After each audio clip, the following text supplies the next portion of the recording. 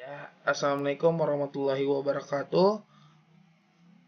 Perkenalkan, nama saya Haikal Biawarman dari Fakultas Teknik Program Studi Teknik Industri. Nah, baiklah, di sini saya akan menjelaskan tugas besar yang diberikan oleh Bapak Freddy, yaitu tentang pemrograman komputer. Nah, di sini saya akan men-share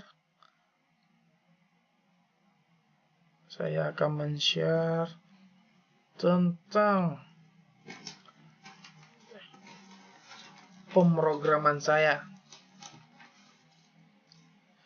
Nah, untuk pemrograman saya itu di sini ada library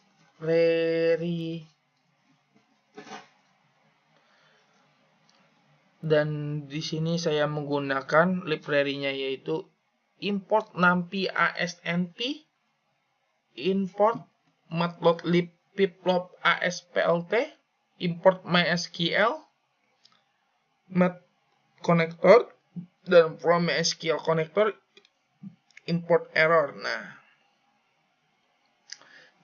saya menggunakan itu, dan sebelumnya untuk teman-teman silahkan aktifkan dulu XAMPP-nya dan buka localhost-nya.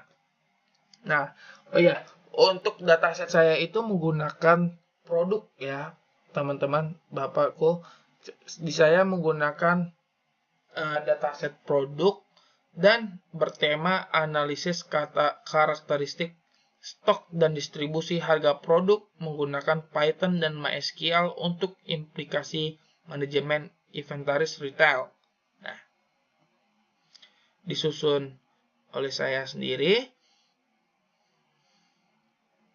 Nah, yang pertama di situ ada pembahasannya library. Mengapa saya menggunakan NumPy? Nah, saya menggunakan NumPy untuk menangani komputasi matriks dan array multidimensi dalam kasus ini.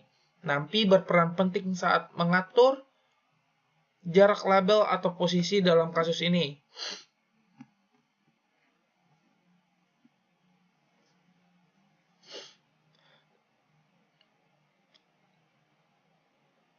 Berperan penting saat mengatur jarak label atau posisi batang bar menggunakan fungsi seperti np-arrange agar grafis tidak saling tumpang tindih. Nah, dan mengapa saya menggunakan matplotlib pilot ASPLT ini?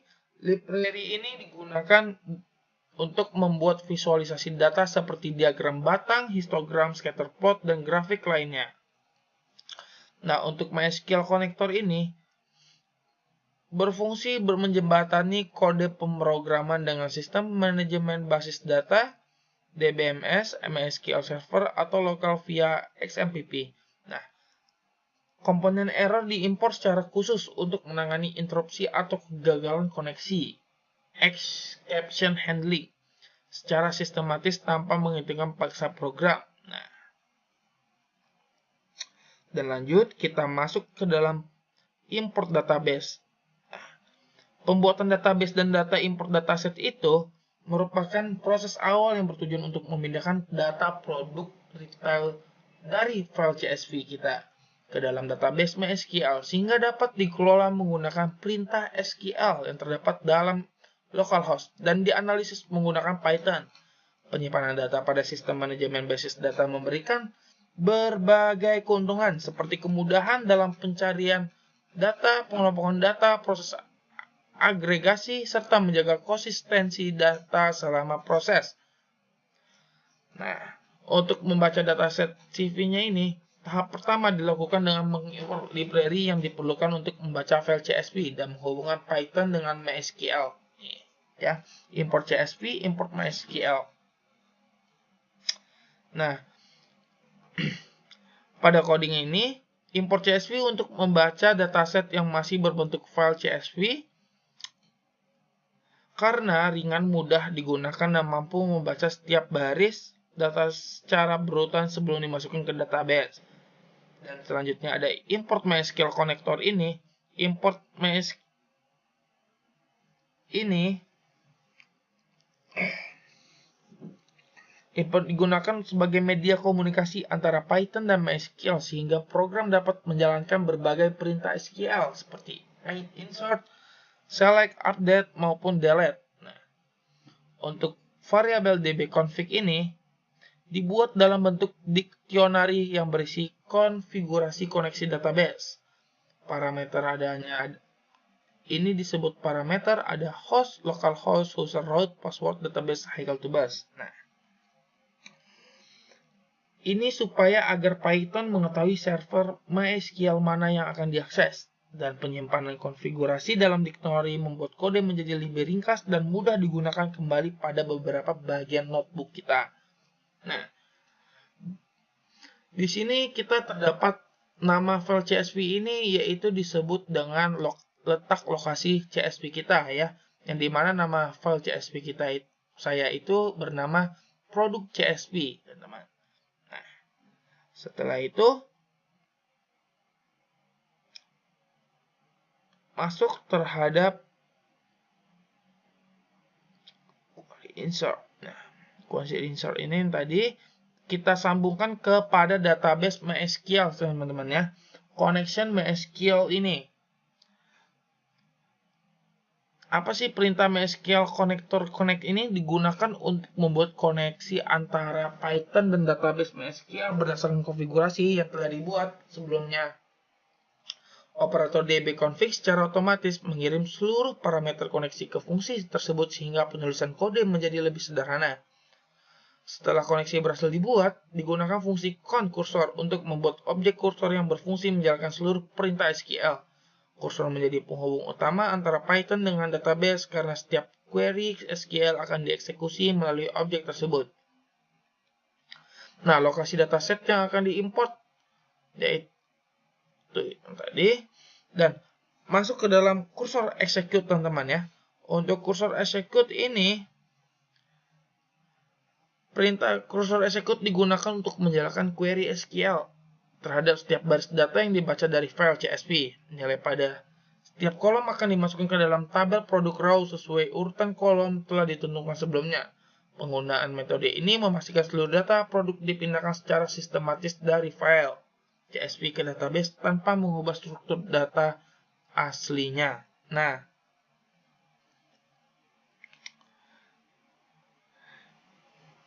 terus di sini ada connection commit atau commit sisa data. Nah, digunakan untuk menyimpan seluruh perubahan yang telah dilakukan pada database kita tadinya, teman-teman. Tanpa menjalankan perintah ini, data yang telah dimasukkan hanya berada pada transaksi sementara sehingga tidak akan tersimpan secara permanen. Oleh karena itu, concommit ini menjadi langkah penting untuk memastikan seluruh data produk benar-benar tersimpan pada di dalam tabel produk raw kita, teman-teman. Nah, terakhir yaitu cursor close, ya, teman-teman. Cursor close, yang dimana menutup objek kursor setelah seluruh query selesai dijalankan. Sedangkan con close digunakan untuk memutus. Con close ini digunakan untuk memutus koneksi antara Python dan MySQL. Penutupan koneksi merupakan praktik pemrograman yang baik karena dapat menghemat penggunaan memori serta mencegah terjadinya koneksi yang tetap aktif. Nah, ini untuk analisis outputnya, teman-teman berhasil terhubung kepada key ke MySQL 900 data. Nah, terjadinya import data berhasil, jumlah data berhasil terhitung jadi 10.000. Dan jumlah data di MySQL kita juga 10.000. Nah, ini kursor kita close, jadinya bawahnya koneksi MySQL ditutup. Nah, lanjut ke dalam pemeriksaan kualitas data. Ya, di sini kita akan tahap pertamanya menentukan nama tabel yang akan digunakan selama proses analisis, yaitu analisis.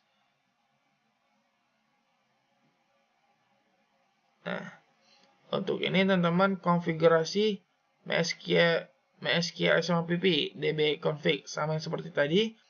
Con untuk membuat koneksinya dan menampilkan kursor untuk menampilkan versi, menampilkan semua tabel kursor execute-nya, dan execute connector error as error print connection MySQL ditutup. Tuh, berhasil terhubung ke MySQL, database aktif, dan versi MySQL 10.432 MariaDB. Daftar tabel, produksi raw, VWare, koneksi MySQL ditutup. Nah, nama tabel yang akan dianalisis yaitu view, analisis view, ada produk raw ya, yang berisi nama tabel produk raw kita. Variabel ini digunakan sebagai pengganti penulisan nama tabel secara langsung pada setiap query SQL. Penggunaan variabel seperti ini merupakan salah satu praktik yang baik dalam pemrograman karena pembuatan kode menjadi lebih fleksibel apabila pada kemudian hari nama tabel berubah. Penggunaannya berubah membuat kode menjadi lebih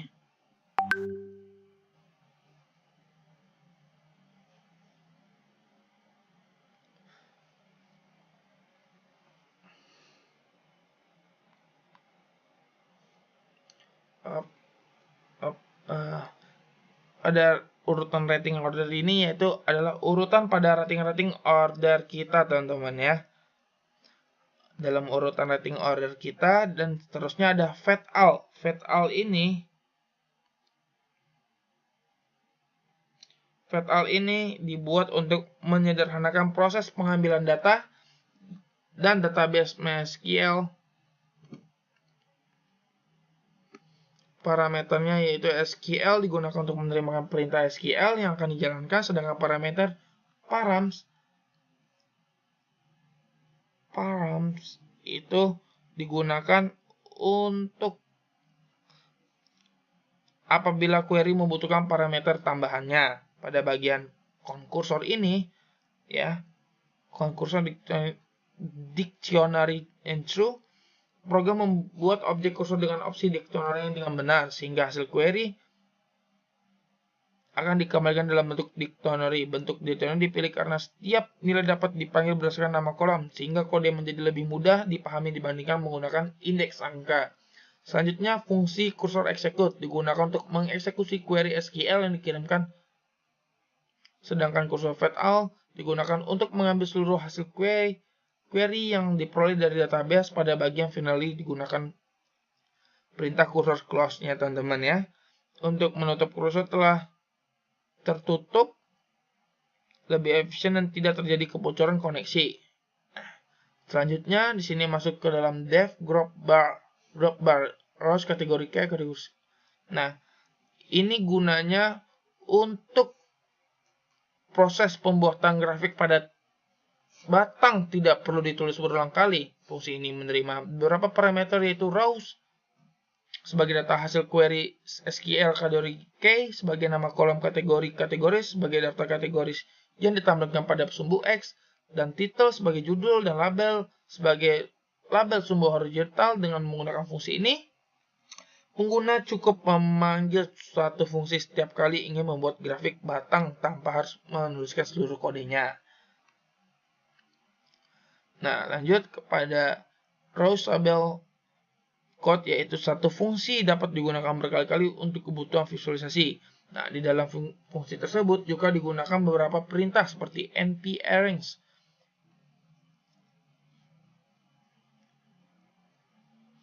np-arrange untuk menentukan posisi batang, plt bar yaitu untuk menggambar batang, xtick mengatur label kategori pada sumbu X, legend menampilkan legenda, grid memberikan garis bantu pada grafik, dan tick layout untuk mengatur tata letak grafik agar terlihat agar tidak ada elemen yang sering menumpuk. Nah, lanjut kepada import MySQL. Nah, untuk yang tadi ini kita belum ada hasil dari outputnya, dan langsung menjalankan, kita aktifkan balik kepada MySQL import MySQL connector. Ada dbconfig, itu adalah konfigurasi untuk mengonekkan kepada MySQL SMPP kita dan membuat koneksi MySQL kita sangat terhubung ya, jangan sampai tidak terhubung. Nah, Nanti setelah di print, terjadilah berhasil terhubung ke database MySQL kita. Karena ini untuk menyambungkan dari Python ke database kita, teman-teman ya. Dan database-nya sudah dicek benar, Haikal to bus. Dan lanjut kita ke summary fact all ini. Nah, untuk summary fact all ini yaitu ringkasan kondisi dataset pada tabel produk raw.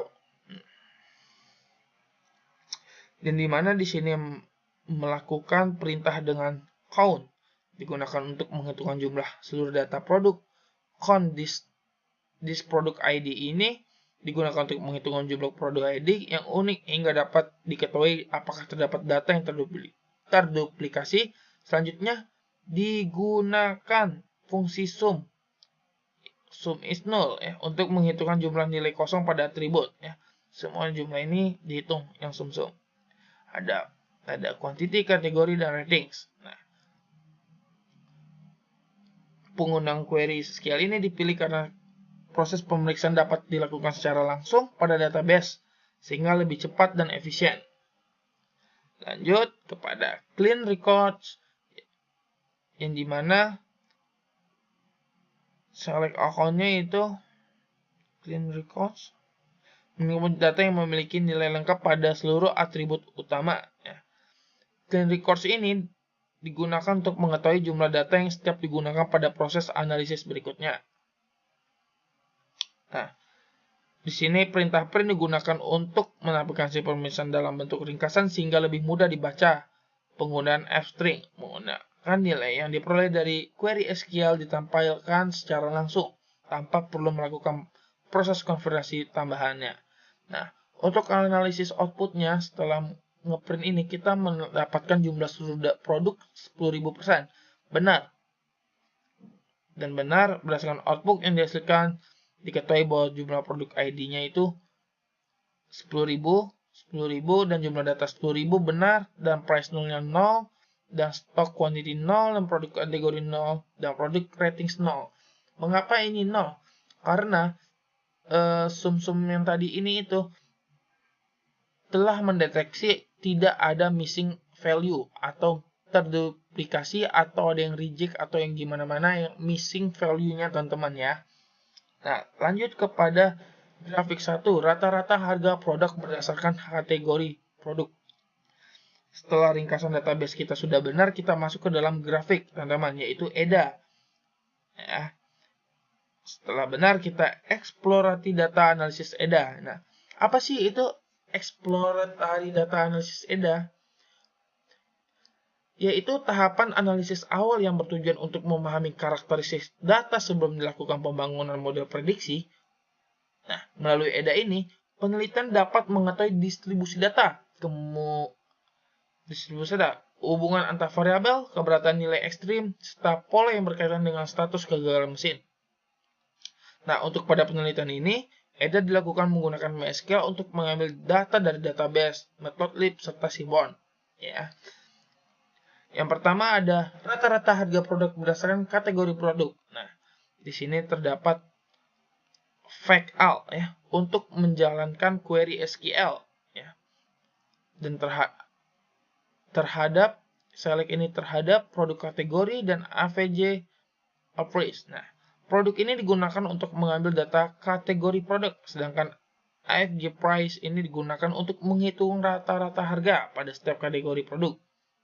Nah, penggunaan fungsi AVG ini bertujuan untuk mengetahui karakteristik harga diri masing-masing kategori sehingga dapat dilakukan perbandingan antara kategori produk. Selanjutnya digunakan klausa group by product category agar proses perhitungan rata-rata dilakukan berdasarkan setiap kategori produk, sedangkan order by produk kategori digunakan untuk mengurutkan hasil query sehingga data ditampilkan secara konsisten. Nah, data hasil query kemudian dipisahkan menjadi dua variabel yaitu labels. Ada labels dan value yang berisi labels yang berisi nama kategori dan value yang berisi nilai rata-rata harga. Pemisahan data ini bertujuan untuk agar lebih mudah digunakan pada proses visualisasi menggunakan Matplotlib ya. Selanjutnya digunakan fungsi PLT figure untuk menentukan ukuran grafik, dan PLT bar yaitu digunakan memvisualisasi batang, merupakan metode yang paling sesuai untuk membandingkan nilai rata-rata dan beberapa kategori ini ya. Selanjutnya ada label, dan PLT X label ya label memberikan label pada sumbu horizontal dan vertikal ya. Perintah title yaitu untuk memberikan judul grafik, dan ada X-Tix rotation 45 right. Nah, digunakan untuk memiringkan teks pada sumbu X sebesar 45 derajat ya. Dan sumbu Y PLT grid ini digunakan untuk menambahkan garis bantu pada sumbu vertikal agar pembaca lebih mudah membandingkan tinggi barang grafik. Nih, jarak 0,5 ya. Dan tag layout berfungsi mengatur tata letak grafik agar seluruh elemen tampil dengan rapi. Nih, untuk analisa outputnya itu terlihat bahwa rata-rata harga produk pada ketiga kategori yaitu clothing, elektronik, dan home appliance memiliki nilai relatif berdekatan. Hal ini menunjukkan bahwa distribusi harga produk pada masing-masing kategori cukup seimbang dan tidak terdapat perbedaan harga yang sangat signifikan antar kategorinya. Ya. Masuk ke grafik 2, di situ ada perbandingan rata-rata harga dan stok berdasarkan kategori produk. Nah, fat-out-nya untuk menjelaskan query SQL dan terhadap produk kategori average price, average stock quantity, average stock, ya teman-teman ya. Sama seperti tadi, tapi di sini ada from analysis view. Nah, apa sih teman-teman analysis view tadi? Analysis view.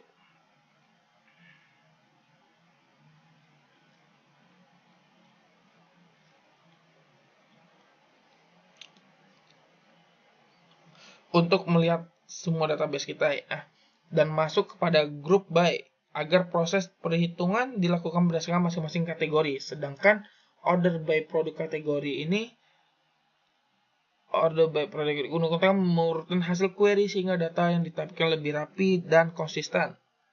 Nah, di sini setelah itu ada label sama dengan row. Nah, ini semua variabel dikirim kepada data row ini ya, variabel row. Kemudian dipisahkan menjadi level,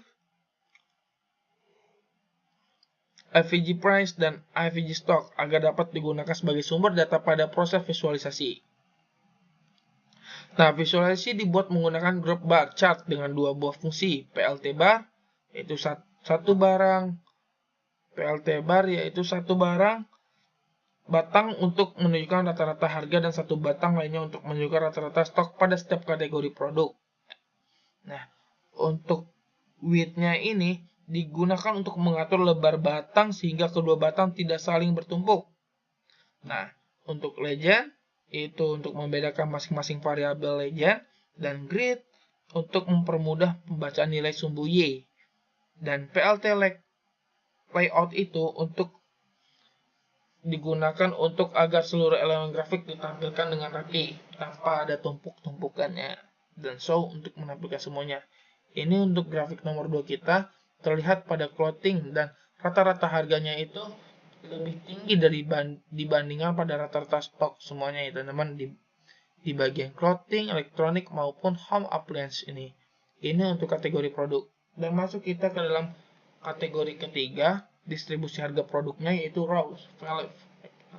Nah, untuk fact file ini masih tetap sama untuk menjalankan query SQL ya. Untuk harga dan terhadap price from analysis view where price is not null. Nah, harga produk price dari tabel produk CS produk underscore row klausa where price is not full digunakan untuk memastikan bahwa hanya data harga yang memiliki nilai yang akan diproses sehingga hasil visualisasi lebih akurat. Data diperoleh kemudian disimpan kepada float, disimpan pada variable rows, dan dikonvert ke dalam bentuk list bertipe float. Ya, bertipe float menggunakan list comprehension sehingga data dapat digunakan sebagai input pada proses visualisasi. Selanjutnya yaitu ada PLT His, digunakan untuk membuat grafik histogram yang bertujuan menampilkan distribusi frekuensi harga produk.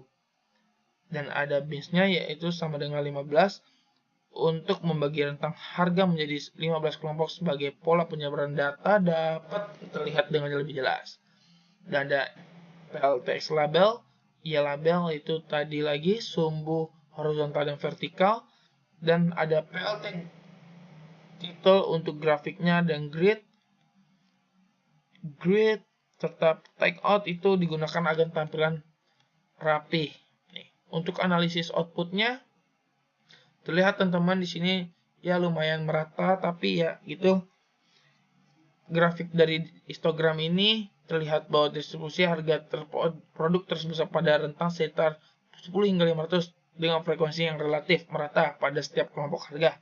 Tidak terlihat adanya penumpakan data yang sangat dominan pada rentang harga tertentu maupun nilai ekstrim yang mencolok.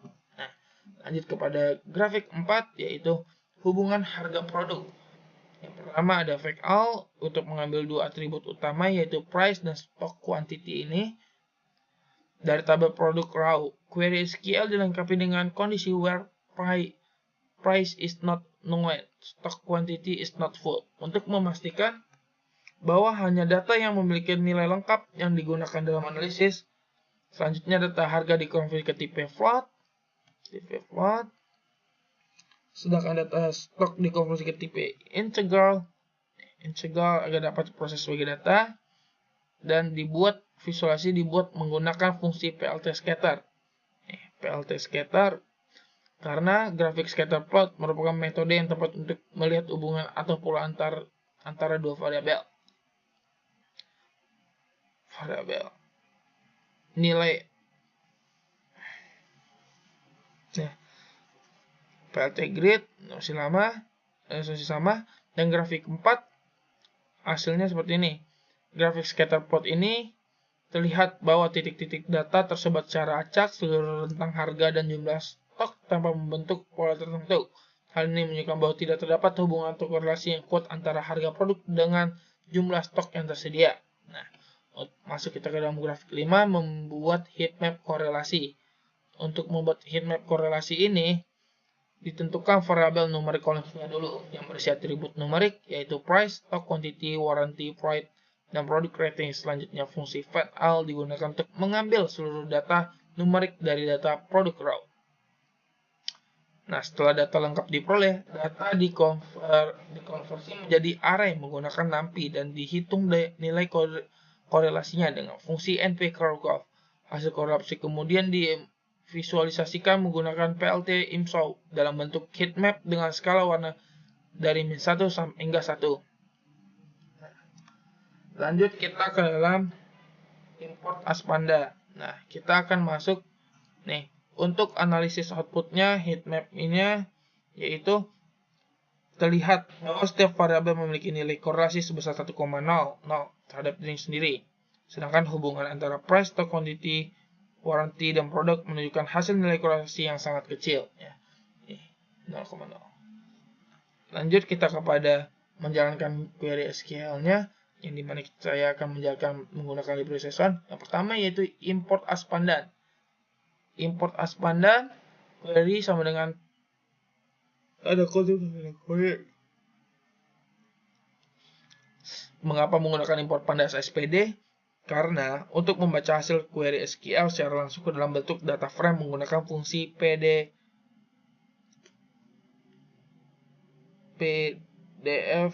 read. Nah,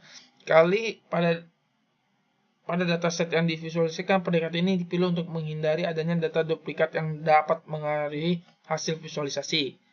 Nah, langsung kita ketikkan saja import SNS ini, SSN temp, dan printdf column, ya teman-teman ya.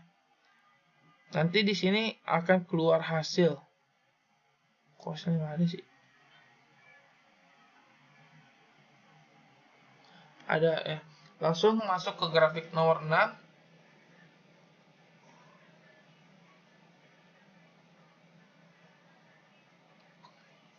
Oke, saya akan jelaskan nomor 6 dulu.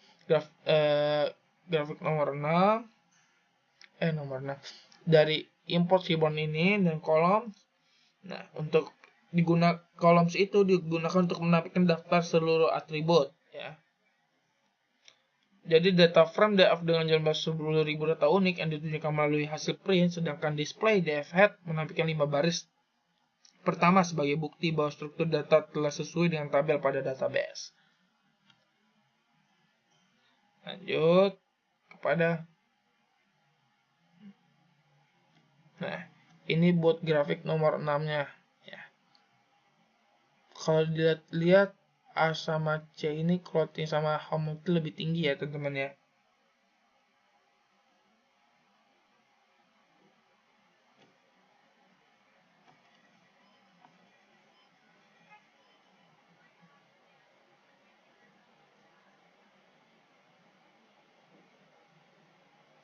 Nah, lanjut kepada grafik nomor 9, heatmap korelasi data produk, yang dimana ya di grafik 7, distribusi harga produk, yaitu menggunakan grafik heat slope ya, menggunakan PLT figure yang dimana untuk menjarakan 9,5 ini teman-teman ya, hingga 900. Nah, distribusi harga produk tersebar hampir merata pada seluruh rentang harga, yaitu sekitar 10 hingga 500 tanpa adanya menumpukan data. Nah, untuk KDE sama dengan true ini menunjukkan pola distribusi yang relatif stabil hingga mengindikasi bahwa variasi harga produk dalam dataset cukup seimbang. Nah, untuk nomor 8, untuk nomor 7 ada hasil dari outputnya, yaitu grafiknya menggunakan dan grafik 8 distribusi harga produk berdasarkan kategori coding. Nah, produk nomor 8 ada PLT figure lagi, yang dimana untuk mengatur ukuran grafik ya. Untuk SNS box plot ini, nah penting SNS box plot itu dari library Seaborn untuk membuat box plot yang membandingkan distribusi harga berdasarkan produk kategori. Nah, parameternya data sama dengan DF menunjukkan bahwa data yang digunakan berasal dari data frame, sedangkan X produk kategori dan Y price. Nah, untuk analisis outputnya terjadinya seperti ini. Nah, berdasarkan grafik box plot yang dihasilkan terlihat bahwa distribusi harga pada kategori clothing, elektronik, dan home memiliki pola yang hampir serupa. Nilai median harga pada ketiga kategori pada kisaran sama seperti yang hampir sama, sementara tentang harga dari nilai minimum hingga maksimum juga relatif seimbang. Kita masuk ke terakhir ke grafik nomor 9, yaitu grafik heatmap korelasi data produk. Nah, untuk codingannya di sini ada kolom numerik. Nah, kolom numerik yang berisi atribut numerik, yaitu price, stock, quantity, dan product ratings.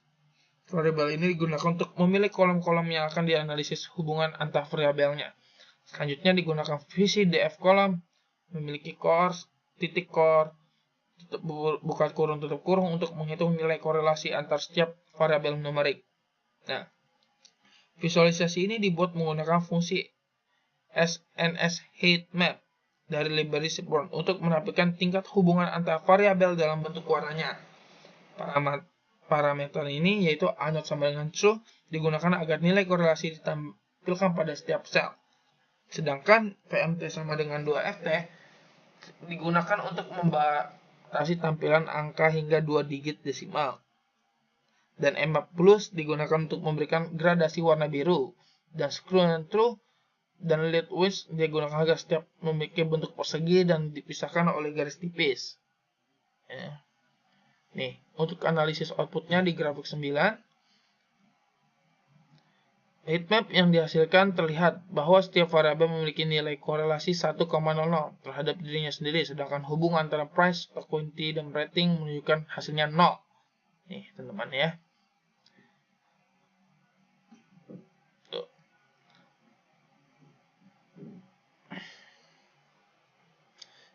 Nah, dan buat teman-teman, kita lanjut kepada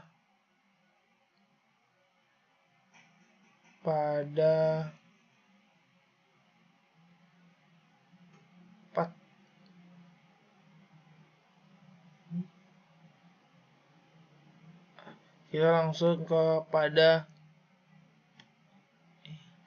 PPT saya ya.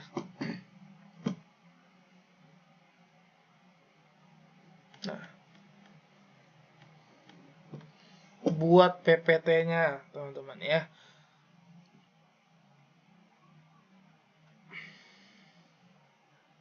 Sebentar. Nah, di sini saya akan menggunakan tema dari analisis karakteristik stok dan distribusi harga produk, yang dimana saya mengambil tema ini berasal dari dataset produk teman-teman. Saya di sini membuat PPT untuk melengkapi tugas dari Pak Freddy, yaitu tugas pemrograman, tugas besar kita. Semoga nilai saya bagus. Nah, di sini ada latar belakang dan tujuan analisis saya. Nah, latar belakangnya itu yaitu pengelolaan inventaris, ya, adalah suatu aspek krusial dalam operasional retail laku. Nah, di sini ada tujuannya yaitu menganalisis distribusi harga. Mengapa diperlukan? Untuk mengevaluasi bagaimana harga produk tersebar di berbagai kategori menggunakan Python. Bagaimana kayak seperti buat teman-teman pekerja atau yang sudah bekerja menggunakan bagian berkecimpung dengan menggunakan Python untuk memudahkan pekerjaan. Nah, kedua yaitu mengevaluasi ketersediaan stok, yang dimana identifikasi ini pengelolaan persediaan produk untuk meminimalisir risiko overstock atau stock out-nya. Nah, untuk ketiga, menentukan korelasi variabelnya, yang dimana memeriksa semua hubungan matematis linear antara harga, jumlah stok, dan rating pelanggan ke semuanya itu. Nah, terakhir, mendukung keputusan bisnis, menghasilkan insight berbasis data untuk menyusun strategi penetapan harga dan persediaan yang optimal nih. Ya. Untuk persiapan library dan koneksi database, yaitu ada import pandas as pd, yang dimana di sini saya akan menggunakan import library, yaitu import pandas, numpy, matplotlib, seaborn, dan mysql. Nah, pandas dan numpy ini digunakan untuk manipulasi matriks dan data tabular, sedangkan matplotlib dan seaborn untuk memvisualisasikan grafik 1-9. Nah, dan gunanya import MySQL connector ini yaitu berfungsi menjembatani kode program Python dengan sistem manajemen basis data DBMS lokal via XMPP. Nah, untuk koneksi dictionary yaitu parameter koneksi dibungkus dalam variabel dbconfig agar kode ringkas dan mudah digunakan kembali. Nah, kursor dictionary menggunakan dictionary true agar output query langsung berupa pasangan key value nama kolom dan datanya, memudahkan ekstraksi data. Nah, lanjut kepada bagian data quality check atau DQC menggunakan SQL kita ya teman-teman. Di sini ada summary atau factall tadi yang untuk menjalankan perintah SQL. Nah, untuk selectnya kita pada con dan sum. Nah, untuk menggunakan perintah con untuk mendeteksi data ganda dan sum untuk mencari data kosong. Nah, untuk hasil eksekusinya dataset tersebut terbukti solid dari total 10.000 record, semuanya bersifat unik tanpa duplikasi, ya, tidak ada terduplikat dan memiliki matching value 0, ya. Atribut kesimpulannya jadinya atribut harga, stok, dan rating berhasil 100% lengkap, 0 missing value dan tidak memerlukan proses cleaning lanjutan. Nah, untuk selanjutnya membahas exploratory data analysis EDA.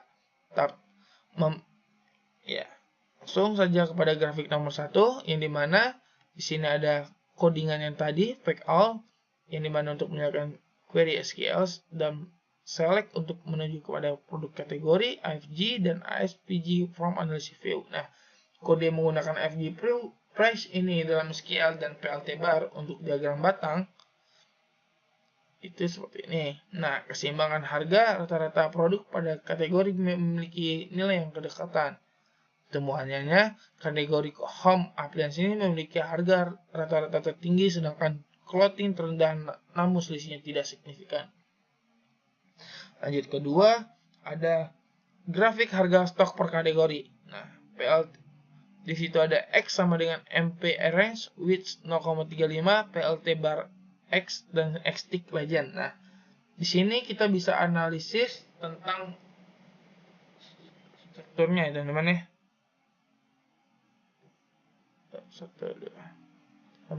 Di sini kita itu memanipulasi posisi X dengan width per 2 dari nampi untuk menjajarkan dua baris menarik ini ya. Perbandingannya nilai nominal rata-rata harga biru jauh melampaui rata-rata kuantitas stok atau oranye. Nah, untuk polanya, volume stok dikelola secara stabil dan seragam antar divisi terlepas dari perbedaan harga kategorinya. Langsung ke grafik 3, distribusi harga histogram. Nah, ada prices float. Nah, fungsi PLT HIS ini dengan bin sama dengan 15, digunakan untuk membaca data kontinu. Dan distribusi harga produk tersebar luas pada rentang 10 hingga sampai 500 unit. Nah, konsistensinya bagaimana? Distribusi bersifat seragam, tidak ada penumpukan harga ekstrim, menandakan strategi pasar mencakup segmen low hingga high end-nya. Nah, lanjut ke grafik 4, yaitu korelasi harga stok ya. Menggunakan diagram scatter ya. PLT scatter ini untuk memvisualisasikan relasi titik kedua variabel ya. Nah, untuk sebarannya ini, diagram ini terlalu acak dan tidak ada data tersebar secara acak ya. Emang diacak kuadran tanpa membentuk garis pola atau tren. Kesimpulannya, tidak terdapat korelasi produk kategori dengan harga tinggi tidak otomatis memiliki stok sedikit dan sebaliknya. Nah, yang terakhir ada grafik 5, matriks korelasi nampi Hetman ya. Matriks komputasi korelasi perasa menggunakan NP-Korolkov dan dirender dengan Plate IMSAU. Ini dia. Independasi data nilainya diagonal selalu 1.0. Korelasi dengan diri sendiri. Dengan ini, persilangan of diagonal sangat kecil mendekati 0,0. Jadi temuannya itu harga stok masa garansi dan rating variabel independen perubahan satu elemen tidak mengaruhi yang lain secara linear. Langsung saja kita masuk ke grafik 6 yang dimana sudah memasuki seaborn. Anda jangan lupa untuk memasukkan input seaborn ASN ini. Seaborn otomatis menghitung rata-rata dari kolom yang diinputkan tanpa perlu query agresi manual berikutnya. Stabilitas skor rata-rata, rating di kisaran angka 30 untuk semua kategori produk. Keputusan setara menunjukkan bahwa kualitas barang yang ditawarkan oleh retail ini dinilai setara oleh konsumen pada departemen. Nah, lanjut kepada grafik 7, yaitu kurva densitas harga atau KDE. Nah, di sini kita menggunakan his plot ya. Di sini ada estimated hash plot, data sama dengan DF, X sama dengan price, BN sama dengan 15, KDE sama dengan true, stat count. Nah, analisis hasil visualisasinya seperti ini teman-teman ya. Hasil dari pengodiannya dan hasil dari pemrogramannya seperti ini.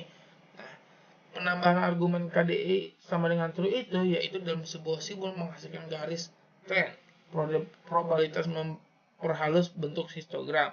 Nah, untuk validasi data kurva memvalidasi temuan grafik 3 memperlihatkan rentang data yang sangat luas dan stabil tanpa puncak tunggal. Dan langsung kepada strategi. Kesehatan kurva mendukungi implementasi penempatan harga dari segmen bawah hingga atas. Nah, lanjut kepada nomor 8 ya. Nomor 8 di sini kita menggunakan box plot ya.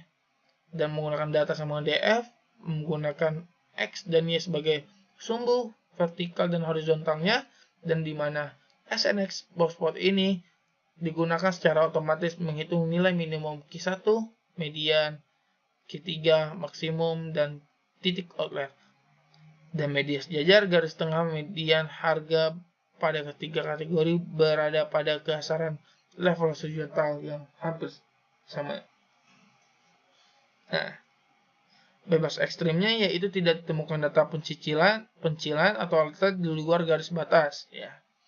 Grafik 9, kita masuk ke dalam grafik 9 yaitu heatmap, refinasi heatmap atau seaborne ya. Korelasi sama dengan DF kolom numeric core. Nah, parameter true dan FP mempermudah audiens membaca angka korelasi pada setiap langsung dari grafik. Nah, konversi temuan ini mempertegas grafik 5 berapapun tinggi rendah rating dan harga, hal tersebut sama sekali tidak mempengaruhi kuantitas stok produk. Nah, di sini untuk kesimpulannya dan implikasi manajemennya, keberhasilan teknis itu implementasi Python dalam kurung Pandas dan Seaborne ini dan MSQL terbukti andal dalam mengelola memvalidasi suatu DQC dan memvisualisasi 10.000 records dan data inventaris secara kuat. Nah, bagi buat teman-teman semuanya atau abangku dan bapak-bapak dan kakakku yang lagi mau bekerja, silahkan belajar bagaimana cara menggunakan Python ya. Yang kedua yaitu ada karakteristik harga. Untuk harganya distribusi harga seragam dan terkelola dengan baik. Tanpa oleh listing memungkinkan retail melayani berbagai segmen ekonomi ya. Ekonomi konsumen. Karakteristik stok. Pengelolaan stok merata di seluruh kategori dan bersifat independen, tidak berkorelasi dengan harga jual. Implikasi bisnis, karena variabel bersifat independen, strategis pencegahan overstock, stock out harus difokuskan pada analisis faktor eksternal. Bukan sekadar dari atribut harga atau rating saja ya. Nah, terima kasih. Sekian dari presentasi saya, dari presentasi analisis kode IPNB serta dan PPT saya.